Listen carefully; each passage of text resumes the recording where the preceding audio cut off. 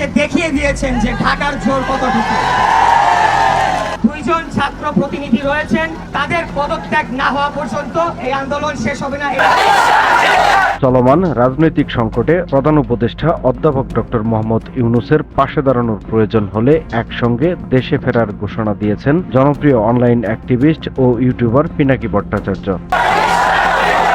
একই ঘোষণা দিয়েছেন প্রবাসী সাংবাদিক ইলিয়াস হুসাইন ও সাংবাদিক কনক সারোয়ার।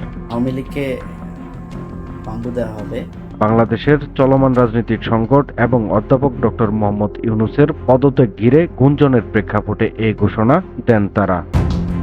শুক্রবার বাংলাদেশ সময় দুপুর 11টার দিকে নিজের ফেসবুক পেজে দেওয়া এক পোস্টে পিনাকি জানিয়েছেন দেশের প্রয়োজন হলে এবং অধ্যাপক ইউনূসের পাশে দাঁড়ানোর প্রয়োজন দেখা দিলে পিনাকি ভট্টাচার্য, সাংবাদিক কনক সারোয়ার ও সাংবাদিক ইলিয়াস হুসাইন একসঙ্গে ঢাকার শাহজালাল আন্তর্জাতিক বিমানবন্দরে অবতরণ করবেন।